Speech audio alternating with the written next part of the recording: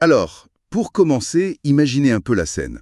On est à la fin d'une tournée mondiale pour Andromède. C'est le groupe de musique du moment. Ah ouais, on imagine le glamour, les fans en délire. Exactement. Les néons de Néolutès, ce Paris cyberpunk qui brille de mille feux. Mais les sources qu'on a là sous les yeux nous racontent une histoire bien différente. Carrément. Derrière les paillettes, c'est une cage dorée. Tout est contrôlé, mais à la seconde près. C'est ça. On va plonger dans le quotidien de ces idoles. Et c'est une journée bien particulière qui va tout faire basculer. Et en lisant ça, la question qui vient tout de suite, c'est que reste-t-il d'humain quand un artiste devient un produit? C'est toute la question. On va donc essayer de voir ce qui se cache derrière cette façade. On va suivre les 3 membres du groupe, Echo, Joy et Spite. Et on va voir comment elles naviguent entre les exigences de leur méga-corporation et leurs propres secrets. C'est une plongée dans les dynamiques de pouvoir, les actes de rébellion silencieux et le prix vertigineux de la célébrité dans ce futur qui, franchement, ne nous paraît pas si lointain. Alors, commençons par leur quotidien, parce que, on le disait, c'est tout sauf glamour. Ah non, c'est clair. Les sources décrivent une routine qui ressemble plus à un camp d'entraînement militaire qu'à une vie d'artiste. Réveil à l'aube, repas calculés à la calorie près. Cours de chant, de danse, et même il y a ce détail, 1 heure par jour obligatoire pour répondre aux fans sur les réseaux. C'est d'une rigueur implacable. Le but, ce n'est pas du tout l'épanouissement, c'est la performance pure. Et il y a un détail dans les sources qui, pour moi, résume absolument tout. L'une des membres, Echo, Ouais. elle prend son cours de yoga dans une cuve de défragmentation. Attends, une cuve de défragmentation? Oui. Ça sonne plus informatique que relaxant, ce truc. On dirait qu'on optimise un disque dur, pas un être humain. C'est tout le paradoxe, même la relaxation, c'est une forme d'optimisation. On ne se détend pas pour se sentir bien, on défragmente son esprit pour être plus efficace. Plus performante. C'est la logique de l'entreprise qui s'infiltre partout. Et les gens qui les entourent, comme leur agent Lambert ou leur garde du corps Rex, ils ne sont pas là pour les aider. Non, ce sont des... Ce sont des gestionnaires d'actifs, des gardiens de l'investissement. Donc en gros, le garde du corps n'est pas là pour les protéger, elles, mais pour protéger l'investissement que Gemocorp, la corporation, a fait en elles. C'est ça. C'est tout de suite beaucoup plus sinistre. Et c'est justement dans cette atmosphère de contrôle que les premières fissures apparaissent. Parce que derrière les sourires, chacune a ses propres angoisses. Prenons Aiko, par exemple. En plein milieu de cette routine, elle reçoit un message sur son terminal privé. Un message hyper cryptique. Je te le lis. Vas-y. Néolutès a une dent contre vous. Stop. Votre concert est compromis. Stop. Tentative déjouée. Le morse regarde la lune de minuit. Jeanne qui veille.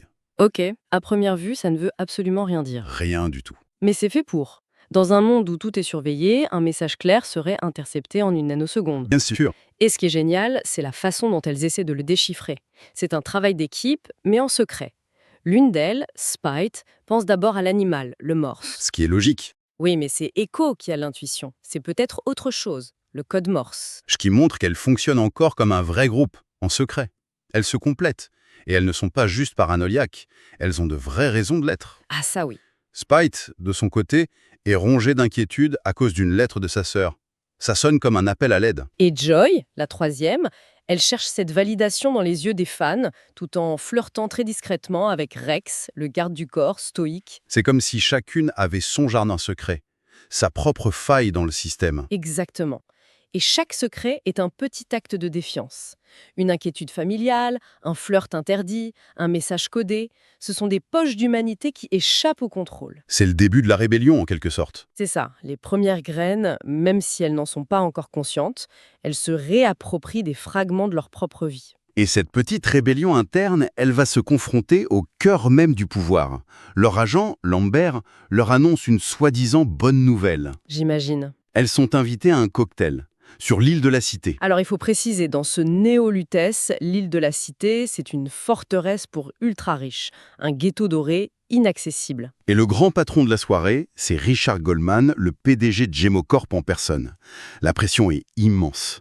Leur producteur, un type qui s'appelle Iron Smile, Le nom est parfait. n'est-ce pas? Il leur met une pression monstre. Elles doivent être parfaites. Mais il faut bien comprendre que cet événement, ce n'est pas une récompense. Oh non, ça ne sonne pas du tout comme une fête pour célébrer leur succès.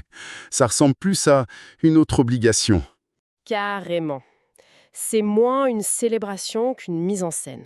C'est une démonstration de propriété. Voilà. Goldman ne les invite pas, il les exhibe.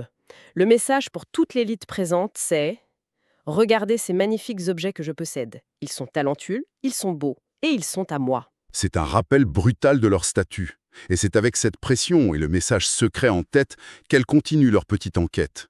Pendant que Spite et Echo planchent sur le code Morse, Ouais. Joy cherche Jeanne sur le flux, le réseau d'information. Et elle trouve quelque chose. Une piste, mais une piste très faible. Oui. Jeanne serait le pseudo d'une streameuse underground, totalement anonyme. Elle diffuse des émissions clandestines très critiques envers les corporations. C'est une information capitale. Capital. Parce que trouver une voix dissidente dans cet océan de propagande contrôlée, c'est comme trouver une aiguille dans une botte de foin.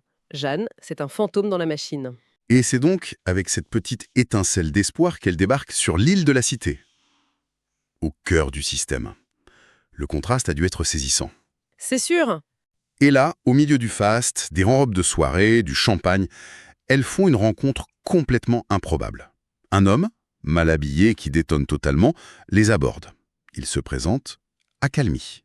Et le détail qui tue, c'est qu'il tient à la main un vieil enregistreur à bande. Un anachronisme total dans ce monde hyper digital. C'est un objet du passé, presque un artefact. Et je ne pense pas que ce soit juste pour le style. Tu penses que ça a une signification? Ben oui. Une bande magnétique, c'est analogique. On ne peut pas la hacker à distance, on ne peut pas la tracer. C'est un support physique. En utilisant ça, Accalmie leur envoie un message, ce qu'on va se dire, ça reste entre nous. C'est authentique, c'est hors système. Et l'interview qui suit est complètement à cette image. Il les emmène à l'écart et ses questions sont déroutantes. Il ne leur parle pas de leur dernier album, de leur tournée. Non, rien de tout ça. Il leur demande qui elles sont vraiment, ce qu'elles feraient si elles n'étaient pas Andromède. Il leur dit même qu'il est fasciné par les imperfections, les rares fausses notes dans leur musique si parfaite. Il ne s'intéresse pas à la marque. Il s'intéresse à leur âme. C'est un catalyseur. C'est sans doute la première fois depuis des années que quelqu'un ne les voit pas comme un produit marketing, mais comme des êtres humains. Il cherche la fêlure, l'authenticité derrière le vernis. Cette conversation, même si elle est courte, les force à se regarder dans le miroir. Et à se demander ce qu'elles ont perdu en chemin. Dans un monde qui les a transformées en produits, cette quête d'authenticité est un acte presque révolutionnaire. Juste après cette rencontre troublante, elles doivent monter sur scène. Pour une performance devant toute l'élite de Néolutès. On leur donne de nouveaux micros et là... Il se passe quelque chose d'étrange. Oui, les sources décrivent que ces micros semblent capter et amplifier leurs émotions brutes, les diffuser directement dans le cœur du public. Elles livrent un concert d'une intensité folle. Une communion parfaite. C'est un pur moment de grâce, de liberté artistique totale. Un moment de pure liberté, qui va leur être facturé au prix fort. C'est là que le piège se referme. Carrément. À peine la dernière note jouée, avant même qu'elles puissent savourer, leur producteur, Iron Smile, les embarque de force dans une limousine blindée. Direction sa surprise. La fameuse surprise. La destination, c'est le sommet de la plus haute tour de la ville. Un salon luxueux, vue imprenable sur Néolutès. Et là, 5 individus les attendent. Et ils portent des masques d'animaux. Lions, ours, aigles. La mise en scène est terrifiante. Les masques, ce n'est pas pour l'anonymat, c'est pour la déshumanisation. Ce ne sont plus des cadres, ce sont des prédateurs. Des symboles de pouvoir brut. Et au centre de la pièce, le décor est encore plus glaçant. 3 lits médicaux, parfaitement alignés. Et à côté, sur des présentoirs, 3 cœurs cybernatiques de dernière génération. C'est l'horreur absolue. L'homme au masque de lion, qui est bien sûr Richard Goldman, prend la parole. Et d'une voix calme, il leur annonce qu'ils vont leur offrir le plus beau cadeau au monde. Et il ajoute. Il ajoute que, pour leur propre bien, elles oublieront tout ce qui va se passer. C'est l'acte de contrôle ultime. Ça arrive juste après leur performance la plus émouvante. Ce n'est pas un hasard. La corporation a vu leur capacité à créer une connexion émotionnelle pure. Et maintenant, elle veut la posséder, la contrôler. La standardiser. Ce n'est pas un cadeau, c'est qu'une mise à jour forcée. Ils vont littéralement remplacer leur cœur, le siège de leurs émotions, par une machine qu'ils contrôlent. Ils ne veulent plus seulement posséder leur image. Ils veulent posséder leur âme. Et les sources s'arrêtent sur ce moment terrible. Alors qu'on s'apprête à leur faire subir ça, Echo, sentant sa mémoire sur le point d'être effacée, tente une dernière résistance. Désespérée.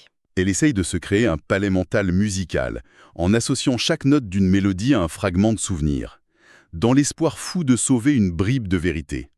Si on résume le parcours d'Andromède en une seule soirée, c'est une descente aux enfers, de la routine millimétrée de la cage dorée à la table d'opération. C'est une illustration terrifiante de la déshumanisation. Et le plus tragique dans tout ça, c'est que leur seul espace de liberté, leur art, est devenu l'outil même de leur asservissement final. C'est la boucle parfaite du contrôle corporatiste. Et on reste sur cette image, une violation totale de leur être et cette tentative désespérée d'écho de ce souvenir. Ce qui soulève une dernière pensée, une question pour la suite. Oui, dans un monde où même les souvenirs peuvent être volés, effacés ou réécrits par ceux qui sont au pouvoir, que reste-t-il vraiment de notre identité? Et si une seule personne, comme Echo, parvient à conserver quelques fragments brisés de la vérité, cette vérité a-t-elle encore le pouvoir de changer quoi que ce soit?